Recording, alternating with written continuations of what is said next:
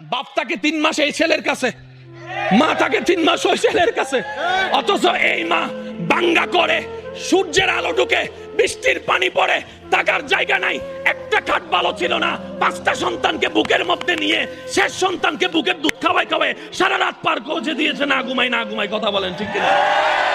একজন মা 6টা সন্তান রাখতে পারছে, 6টা ছেলে, একটা মা রাখতে পারে না, একটা মা রাখতে পারে না।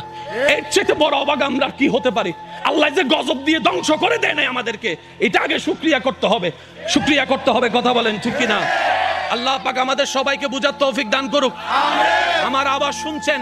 এমন কোন সন্তান যদি থাকেন মাকে বাগবটরার মধ্যে লাগাই দিয়েছেন, আমার যদি কথা শুনছেন, এমন যদি আমার ভাই বোন যদি থাকেন মা বাবার সেবা করার সুযোগ ছিল, কোন রাগ করে করতে পারেন নাই, আমার দিকে তাকাই হলো, আমি ভাইয়ের কথা রাখার জন্য হলো, মায়ের পায়ে ধরে ক্ষমা চাওয়া শুরু করেন, বাবার পা ধরে ক্ষমা চাওয়া শুরু করেন। মনে রাখবেন, এদিকে মা বাবা আপনার উপর খুশি হয়ে যাবে, রব আপনাকে কবুল করে নিয়ে যাবে। সুবহানাল্লাহ। জান্নাত পাওয়া সহজ, আমরা কঠিন বানাই ফেলেছি।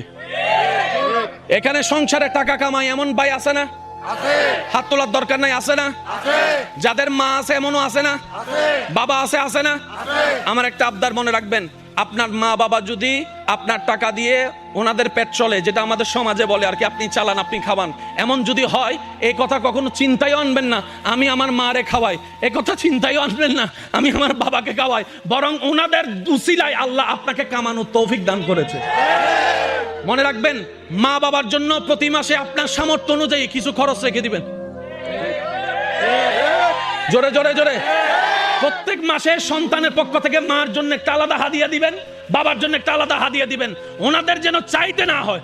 বুক ফুলায় কাজ করেন, মার জন্য দেন, বাবার জন্য দেন। ঘরে বউ থাকলে বউকে বলেন, ও বউ, তোমার মা বাবা রেখে আসছো, আরেক মা বাবা এখানে আছে, আমি আমার জন্মদাতা মা বাবারও খেয়াল রাখবো, ওই মা বাবার কারণে যে তোমাকে পেয়েছি, ওই মা বাবারও খেয়াল রাখার চেষ্টা করব।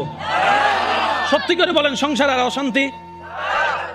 কথা বলেন না রে ভাই। মা বাবার জন্য মন খুশি করে খরচ করতে পারবো, মা বাবার জন্য মনের মধ্যে কোনো আফসোস কষ্ট না রেখে মা বাবার সেবা করতে পারবো। 2 হাত তুলে দেখাই, বলেন না রে ভাই ইনশাআল্লাহ।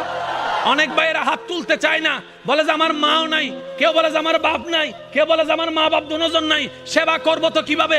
আল্লাহ পাক বলে যে, ও বান্দা তুই টেনশন করিস না, যাদের মা বাবা জীবিত আছে তোরা তাদেরকে দুনিয়ার নিয়মে সেবা কর, আর যাদের মা বাবা কবরে চলে গিয়েছে তাদের জন্য সূরা ফাতিহা পড়ে পড়ে সেবা কর, কুল হুয়াল্লাহ পড়ে পড়ে সেবা কর, ইসালে সওয়াব করে করে সেবা কর। সুবহান। সেবা করার সুযোগ আছে?